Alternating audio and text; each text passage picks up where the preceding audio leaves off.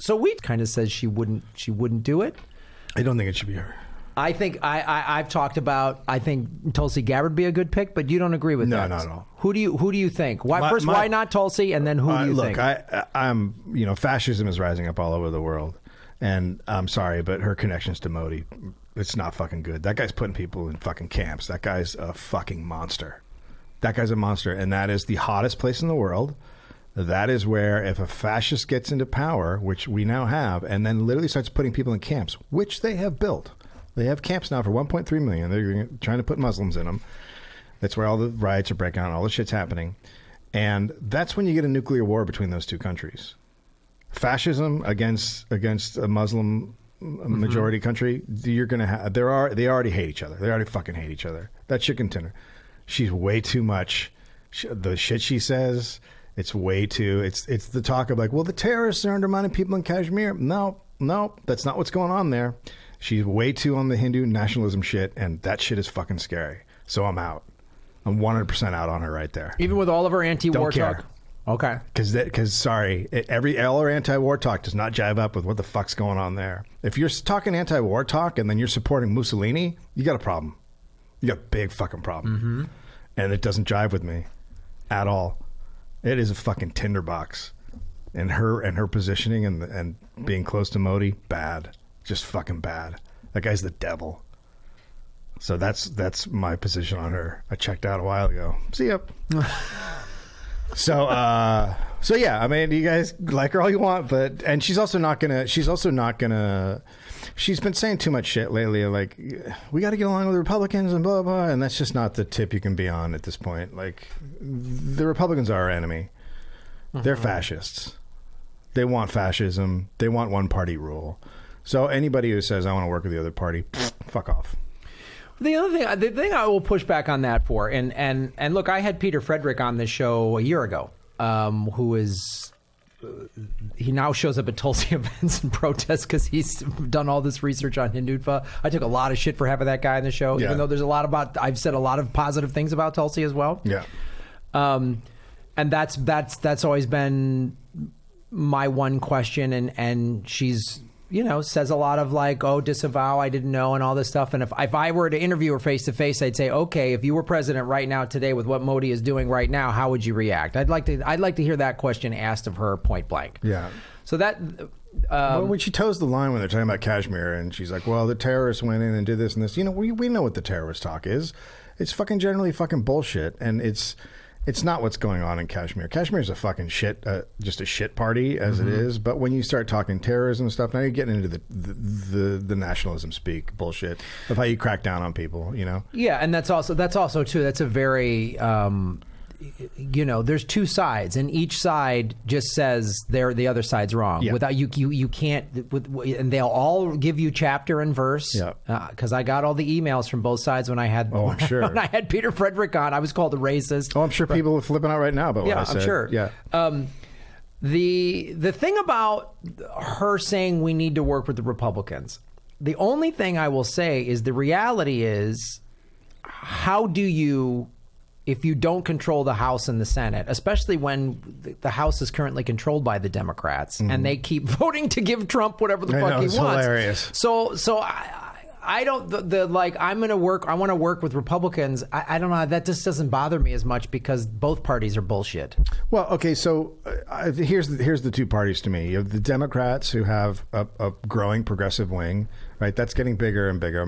There's going to be more AOCs. There's going to be more. With each election, they're going to grow and grow. And then you have the Pelosi's and the Hoyers, the fucking nightmare Schumer, who aren't fascists, but they're the get along party, right? They're the guys who go, well, let's just keep everything going so I can have a nice house and keep my kids in school and get the money rolling in. This is all good. And then you have the Republicans who are quite simply fascist. Mm-hmm. They are fascists. They want one party rule, and even more terrifying, they got that religious aspect, and they've got a third of our army now are the fucking lunatic Christian oath keeper type dudes. They've been going into the army for years. They're all excited for a war. They want the Handmaid's Tale.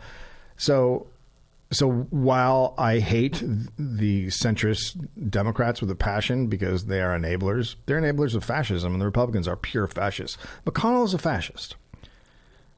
Lindsey Graham is a fascist. They want one-party rule, and they want, military control. They're fucking terrible people. Mm-hmm. Well, and they're able to be so because we have this duopoly that's owned by the same people. So we really have, in any other democratic experiment, the Democrats would be a center-right or just straight-up right-wing party. They'd be right-wing. So it's like we have a right-wing party and an actual fascist party. We have an actual fascist party. And you have to choose one. You have to choose one. But then you don't, because... It's like people say, if Bernie doesn't win, are you going to vote? No, I'm not going to vote for anybody else, because I think they all lead to Tom Cotton being president in 4 or 8 years. And now we're just in pure Hitler land. What's coming is a competent Trump. Unless you elect a progressive, you're going to get a very competent Trump. Or an ideologue. I've talked about this before. Trump is just a narcissistic... I'm not saying he's not dangerous, but he's just a narcissistic cokehead, spoiled kid from the 80s. Mike Pence is scary. The ideologues are scary. The evangelicals are fucking scary. Yeah. And that's what's... Trump is just like, I don't, and he just says... And he says some shit that actually, when he says it, I'm kind of glad sometimes. When he's like, I'm just going to leave guys to guard the oil. Because the deep state people are like, shut the fuck up. You're supposed to say the flag and the freedom and the democracy. Yeah, those accidents are always beautiful. Yeah, why don't we just give Medicare to everyone? Can't we just stop? You don't say that. How are we doing? Yeah, 9/11 happened when your brother was president. Shut the fuck up. Shut the fuck. So that's when it's like... You're right. Mike Pence would put the dummy any blue will do left to sleep, because they go, well, he's not as bad as Trump. The thing about Pence is, while he's scary and he's a Coke creation, him and Pompeo are the two big Coke creation guys that are the most powerful, but he's dumb. Pence is dumb. I'm scared about a smart. Right. I'm scared about a smart one. I'm scared about a smart, calculated Dan Crenshaw. I'm scared about you see them out there, and you know what they want to fucking do. And Trump has now created a path. He's set the roadmap up. That Obama helped create too. Yeah, 100%. Yeah. But now it's like it went past Obama in the sense that now it's just like lie, say whatever the fuck you want, say the most horrible shit, and nobody will care. So you take it to the extreme, and now you focus that, and now you've really got a Hitler on your hands, and we are. I mean, if you saw Abby's movie about Gaza, Gaza fights for freedom. Look, that's normalizing the slaughter of humans, right? And that can happen on our border. Like it's all super easy to do once you start normalizing it, and they're watching all this, and it's creating a roadmap for. But let's go back to the original question then. Who do you think would be a good VP pick for Bernie? I don't know. I can't remember the woman's name, but the union woman who is represents flight attendants is really fucking sharp. I really don't think it should be a politician. I don't think it should be a politician. I like that. I never heard anyone bring that up before, but that's... we live in an outsider time. Yes. That's why Trump won. We live in this outsider time. People bought the snake oil idea that he was some outsider, and all he was instead of being the politician being bought, he was buying them. So only an outsider is going to beat him politically. Bernie's an outsider in many ways, but a VP pick that's a total outsider. That could be a really interesting approach. I don't have a name in mind for that either, but Nina Turner would be great, but she doesn't want the gig as far as I don't know. Lately, she kind of said a little. She backed off that no way stance. She said something that was it was a little cryptic, but it was I'm available for she said something that a bunch of people went, wait a minute now, is that Nina Turner saying? Because I think she would be a fantastic pick. Yeah, she'd be interesting. I just think that that's not.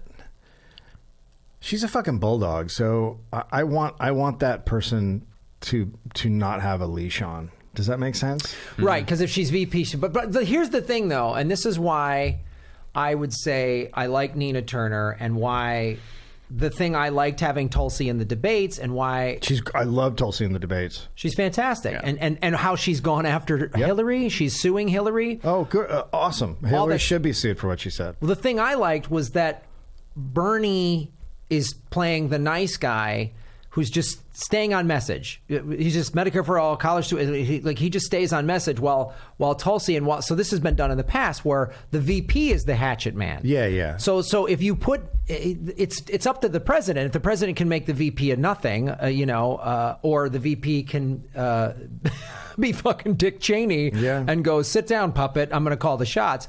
But somewhere in the middle, I think if the best way to do it, in my opinion, would say if Bernie picked Nina, was go, Nina, go.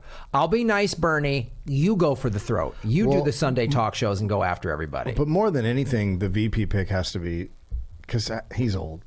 It's got to be young. It's got to be a woman of color. But it's also got to be someone that people can see can immediately be president. Yes. They have to be able to look at that person and go, they could be president tomorrow. And Cap's going to push for Stacey Abrams. Because she's a Cap person now. Yeah. Well, the other thing, too, is we have to remember... Oh, what about Neera Tanden? She should run in the fascist party we were just talking about because she loves war. She does. She likes Modi. Yeah. She's profited from war. The other thing we always got to remember is, we're all in a little bit of an indie media progressive bubble, and the middle of the country, again, it's why, and I hear the Modi thing, and I'm not trying to fight on that, but why the Tulsi thing made sense to me, and still does to a certain extent, and why Nina Turner would make sense to me, is you have to get the middle of the country is not necessarily, they're still watching regular media, they're still watching polls, and also the people, the independents that have checked out. So you have to get those people to, and I think Bernie's message has enough of that in it, because it's like, yeah, we need Medicare for all, we need jobs, we need student debt forgiveness, but you also need somebody that, like you said, is young enough, but also can help. And I'm not saying a right center, I'm not saying that at all, but somebody that can connect to working class people. That has been the Democrats' biggest problem, is they have disavowed working class people. They have shunned them, and they have done all. Yeah. So it's got to be somebody that connects in that way. Well, and people who are, someone who can get people out who might not have voted otherwise. It's like, if you don't give me someone to vote for, I'm going to stay home. I mean, people who have had success with that, as far as the people in 2020, Bernie and Tulsi are pretty much the only two. And then I think Yang to a little bit of an extent. Sure. Yeah, I don't think he'd be a good VP because you can't. No. I'm not suggesting. But I know what you're saying. I'm just saying in 2020, those are the ones who appeal to. He's sending his people Bernie's way. I saw that, actually. Interesting. Well, because I think the thing I liked about Yang is there's something I didn't agree with him, but I'm glad he brought up UBI. Yeah. Just as a concept, his UBI is really terrible. Yeah, his UBI is terrible. But it was like nobody was talking about UBI until he was on, right. And that's good. And nobody was really talking about automation and why we would need UBI until he came in. That's our producer Aaron's hand. So what's interesting? John Dean, the economist, one of the only guys who said the housing bubble's coming. Right. He constantly says that automation is not a problem at all. Really? He just says... He says it's all bullshit, and it's not actually happening. And when we go to automation, it just creates jobs in other places that, if you actually look at the numbers, it's not a thing. It's not actually anything we have to be really concerned about. Which is interesting, because he's one of those guys I look to and I go, well, he called the housing bubble, he's called some other shit. I mean, I literally didn't buy a house because of him. I didn't get caught up in the bubble because of that guy. And he really broke it down really smartly. And he does the same thing with automation. He talks about it, and he's just like, it's not a fucking thing. Wow, that's interesting. I'd love to see that.